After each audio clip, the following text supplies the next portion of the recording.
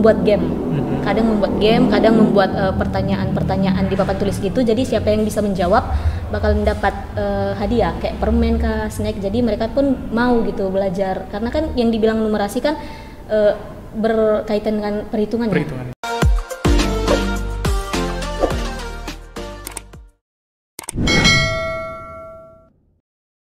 Halo Sobat Mutiara, kembali lagi di podcast USM Indonesia, podcast cerdas berkarakter. Saya Edo Van Houten Sidabuke selama beberapa menit ke depan akan menemani Sobat Mutiara untuk berbincang-bincang dengan salah satu mahasiswa yang telah selesai dari program kampus mengajar angkatan keempat ya Kak ya. Iya. Saat ini kita bersama dengan Kak Yurdis Haria. Selamat pagi Kak. Pagi Kak. Sehat Kak? Puji Tuhan sehat. Oke, silakan perkenalkan diri Kak. Oke, hai Sobat Mutiara, perkenalkan nama saya Yurdis Niasari Haria, semester 8 Prodi S1 Psikologi. Oke, semester 8 nih Kak ya. Berarti lagi nyusun skripsi lah ini. Betul Kak. Oke, Kak kita akan ngulik-ngulik nih terkait pengalaman Kakak kemarin di saat menjalani program kampus mengajar. Tapi sebelum ke sana saya mau tanya dulu. Kemarin ketika ngikuti program kampus mengajar, kenapa bisa terpikir? Kakak kan disiplin ilmunya ini psikologi nih ya. Iya. Yang bukan notabene disiplin ilmu untuk mengajar GPG bawah, tapi kenapa mau ikut untuk program kampus mengajar? Oke, jadi kan awalnya kami dapat informasi ini dari Prodi Psikologi sendiri bahwa program kampus mengajar membuka pendaftaran baru untuk angkatan keempat. Terus kami diwajibkan untuk ikut terkhusus semester yang 7. Karena kan kalau dibilang ini kayak pengganti magang gitu Kak. Ya. Jadi pas dapat informasi itu kami langsung disuruh buat daftar. Setelah daftar, puji Tuhan beberapa minggu setelahnya dinyatakan lolos Kak. Dinyatakan lolos ya. Berarti ada informasi dari Prodi dan memang tertarik Kakak untuk pribadi untuk ngikutinnya. Nah, untuk orang tua sendiri nih, ada diskusi nggak sebelumnya kepada orang tua mau ikut kampus mengajar nih? Karena kalau pengalaman dari kampus mengajar angkatan 3 kan mereka dikirim kayak ke pelosok-pelosok gitu ya. Betul. Karena kan sebenarnya itu tujuannya, membantu teman-teman mungkin yang di desa-desa untuk transfer of knowledge, teknologi. Apa respon orang tua ketika Kakak sampaikan pertama kali seperti itu? Puji Tuhan juga orang tua mendukung ya Kak. Apalagi kalau hal-hal itu hal baik gitu. Jadi saya pernah ngomong ke orang tua, bahkan pernah nggak mau ngambil program ini, ya kan. Terus pas cerita ke orang tua kalau ternyata saya salah begitu, saya salah ngambil program ini, nggak mau ngambil program ini karena takut gitu, nggak bisa ngajar, nggak ada basic sama sekali. Tapi puji Tuhan dapat dukungan dari orang tua, mereka bilang nggak apa-apa kalau takut terus, beraninya kapan gitu. Jadi mereka mendukung untuk aku ikut. Artinya ada dukungan dan ya mencoba hal yang baru juga nggak ada yang salah, untuk yang baik juga gitu ya Kak. Nah kemarin untuk ikut di kampus mengajar ini persyaratannya apa aja sih Kak? Untuk persyaratannya ada beberapa berkas yang harus dilengkapi Kak. Tapi yang saya ingat cuman surat fakta integritas, kemudian surat aktif mahasiswa, surat untuk dinas pendidikan, surat untuk sekolah, dan surat BPJS gitu. Untuk dukungan dari pihak program studi sendiri nih, dari kampus nih seperti apa nih ketika Kakak mengikuti program ini? Sangat mendukung Kak. Puji Tuhan sangat mendukung. Bahkan kita kan ada di konversi SKS kita. Jadi kita nggak bebankan untuk ikut kuliah lagi gitu ya? Gitu untuk mengikuti mata kuliah gitu. Artinya pihak kampus juga deliver gitu terhadap program ini gitu Kak ya. Nah, kalau boleh tahu Kakak ditempatkan di mana kemarin penempatannya? Di SMP Al-Wasliyah 20 Medan Kak, di Medan Perjuangan. Di Medan Perjuangan ya. Betul. Nah, itu kan kalau kita bilang itu lumayan jauh ya dari kampus. Saat itu Kakak tinggalnya di lingkungan dekat sekolah itu atau tetap di dekat lingkungan kampus ini? Dulu sih pas masih di lingkungan ini saya tinggal di sini di Melintang. Tapi setelah itu saya pindah ke Tembung sana. Ke Tembung ya, berarti biar lebih dekat juga ke sekolah itu gitu ya. Nah, di sekolah itu kemarin Kakak penempatannya sendiri atau ada teman-teman, dan dari Sari Mutiara apakah cuma Kakak sendiri kemarin? Saya sendiri Kak, dari Sari Mutiara, terus ada dari universitas lain seperti dari Unimed, Nomensen, Universitas Sumatera Utara, UMSU, dan Medan Area. Artinya tim gitu ya mainnya. Dan kalau saya dengar tadi ada Unimed, berarti ada yang memang basicnya keguruan ya, bisa memandu teman-teman di sana untuk mengajar, yang mungkin udah biasa lah dia menghadapi siswa-siswi. Nah, ketika datang pertama kali ke sekolah itu respon dan sambutan dari pihak sekolah baik melalui kepala sekolah, guru-guru dan siswanya itu seperti apa? Responnya baik, kita diterima dengan baik. Awalnya mereka nggak tahu kalau bakalan ada dari kampus mengajar yang akan ditugaskan di situ. Jadi setelah kita menjelaskan tujuan kita dari mana, mereka bisa mengerti dan diterima dengan baik. Diterima dengan baik di situ dengan siswa-siswanya. Yeah. Nah, kalau kita lihat nih program kampus mengajar ini kan fokusnya kan untuk literasi dan numerasi gitu ya. Nah, program dari teman-teman di sana ini, kalau tadi ada 6 orang ya di sana. Programnya apa sih yang dibuat untuk sekolah itu? Jadi kan kami ada 6 orang nih. Kami dibagi 2 tim. 3 orang untuk literasi, 3 orang untuk numerasi. Dan kebetulan kemarin saya memegang numerasi bersama dengan 2 teman lainnya. Setelah itu tiap kita masuk, kita selalu membuat game. Kadang membuat game, kadang membuat pertanyaan-pertanyaan di papan tulis gitu. Jadi siapa yang bisa menjawab bakal mendapat hadiah kayak permen kah, snack. Jadi mereka pun mau gitu belajar, karena kan yang dibilang numerasi kan berkaitan dengan perhitungan. Ya. Jadi biar mereka mau, jadi kami membuat games atau buat pertanyaan yang bisa membuat mereka memotivasi gitu. Oke, karena kita tahu juga kalau udah bicara tentang matematika, pasti orang jenuh gitu ya, bosan. Jadi memang harus dibikin hiburan gitu. Nah, sebelum kesana nih Kak, ketika pertama kali datang melihat siswa-siswi di sana, progresnya seperti apa sih mereka, pemahaman mereka terkait pelajaran nih? Sangat minim sih Kak, apalagi kan bisa dibilang itu sekolah yang cukup tertinggal. Siswanya kurang, gurunya pun kurang, bahkan bisa dihitung nggak lebih dari 20 gitu, dan sangat tertinggal sih Pak. Artinya ini kalau kita lihat tertinggalnya ini dalam bentuk seperti apa? Karena kalau cerita teman-teman yang dulu kan pasti melihatnya kayak dia udah sampai di tingkat SMP pun ada yang belum baca. Iya, di situ itu seperti apa sih Kak? Iya, masih ada yang belum bisa membaca, belum bisa berhitung Kak. Ada yang belum bisa berhitung gitu ya. Nah, ini ya tentunya program ini tentunya bagus juga ya untuk yang seperti itu, tapi kalau kita lihat yang ada seperti itu SMP belum bisa baca, belum bisa menghitung, tentunya sangat miris sekali. Nah, dari segi numerasi tadi Kakak udah bicara gimana programnya. Nah, dari teman-teman yang dari fokus pada literasi ini apa sih yang teman-teman lakukan di sana? Kalau yang saya lihat, kalau yang saya dengar dari teman-teman tim lain, mereka kayak membantu adik-adik yang di sana yang nggak bisa membaca gitu. Jadi kita ada jadwal tiap Jumat masuk perpus, dan di situ mereka dilatih untuk membaca Kak. Intinya diberikan waktu tambahan mereka gitu ya, supaya bisa lebih minat lagi untuk membaca. Betul. Nah, di perpus ya biasanya dilakukan. Oke.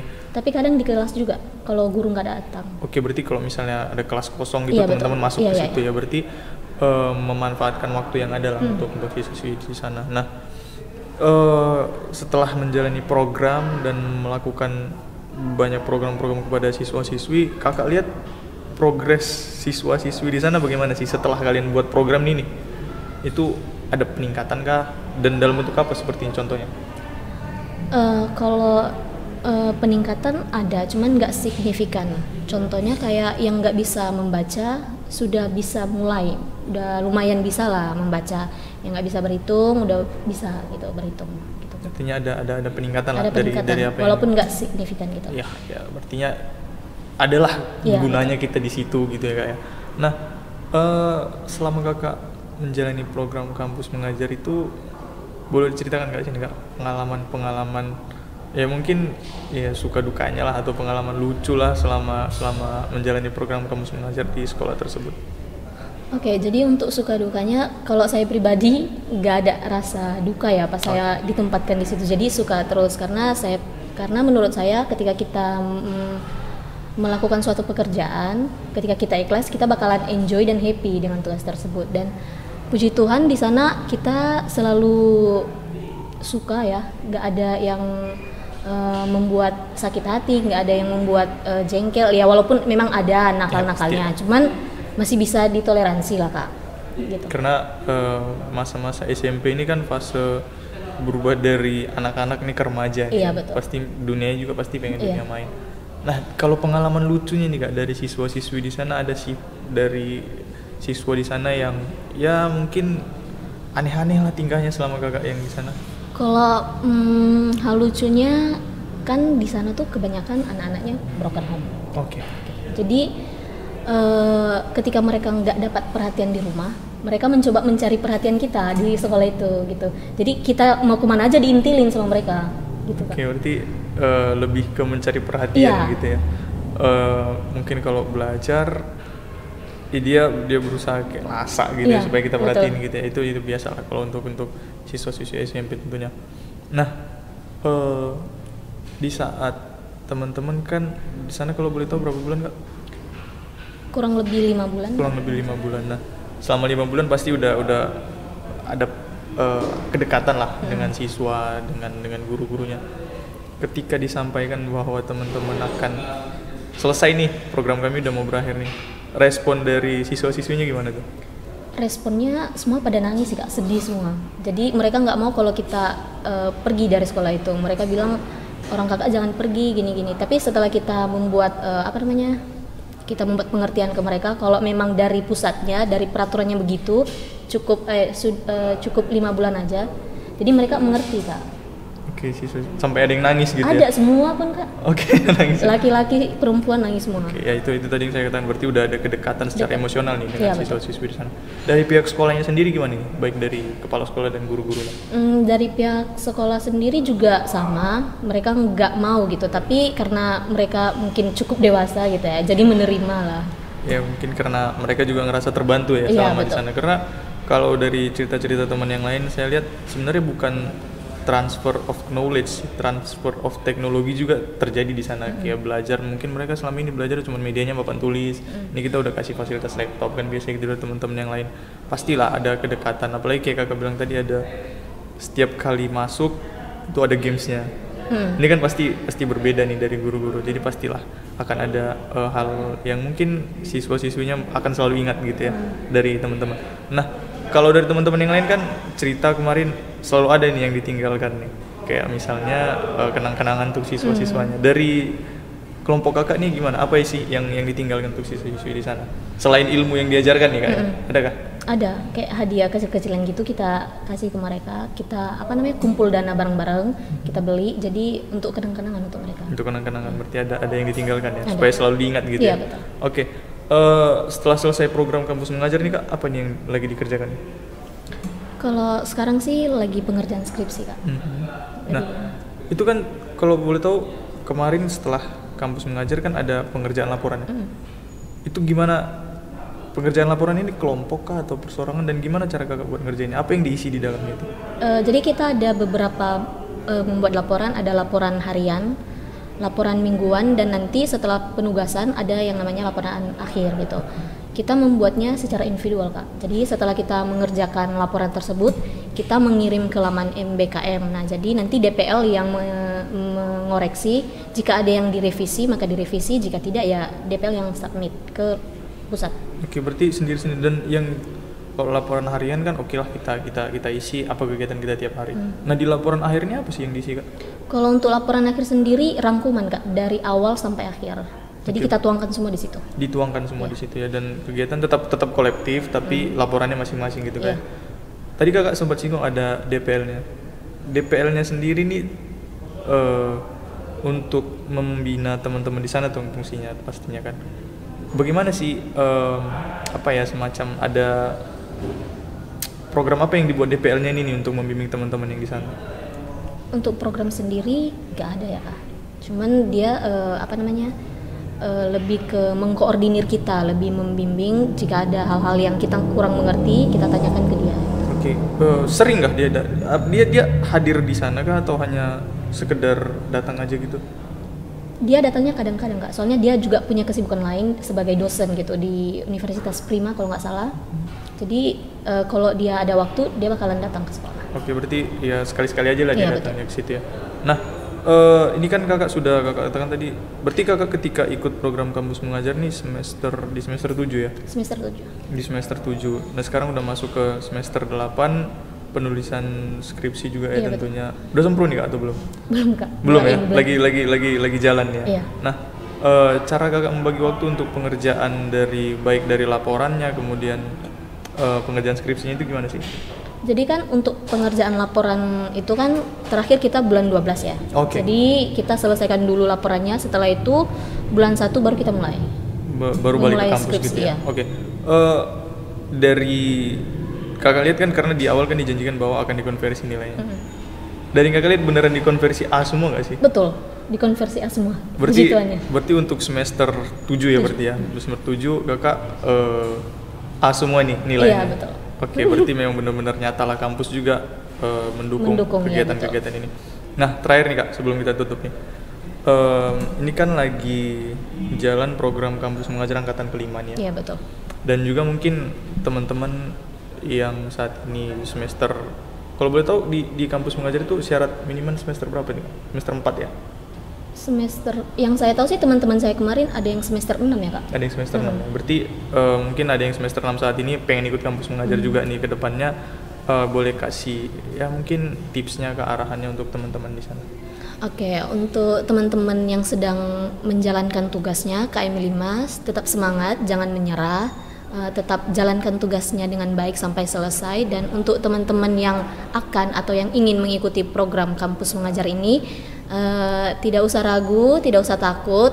Ini akan membuat kalian mengeksplor diri lebih banyak lagi dan bakalan dapat pengalaman-pengalaman seru lainnya nanti gitu. Oke, berarti buat teman-teman Sobat Mutiara di rumah tentunya yang sedang menjalani KM 5 nih, dikatakan oleh kakak ini tadi tetap semangat ya, karena betul. Mereka juga orang-orang terpilih yang karena tidak semua orang nih ya, betul, bisa mengikuti program kampus mengajar dan terpilih untuk menjalani program kampus mengajar. Kak, terima kasih sekali atas waktunya. Semoga apa yang disampaikan tadi bisa berguna, bermanfaat buat sobat-sobat Mutiara di rumah, dan tetap semangat kak pengerjaan skripsinya. Ya, dalam waktu dekat ini mudah-mudahan bisa sempro kak ya. Amin. Oke, itu dia sobat Mutiara perbincangan asik kita dengan mahasiswa kampus mengajar angkatan keempat. Semoga apa yang disampaikan tadi bisa berguna buat sobat Mutiara semua, dan sampai ketemu di podcast USM Indonesia selanjutnya. Jangan lupa untuk cek di kolom deskripsi karena di situ ada link pendaftaran kita, link sosial media kita, dan juga link website kita. Sampai ketemu di podcast USM Indonesia selanjutnya, podcast cerdas berkarakter. Sampai jumpa.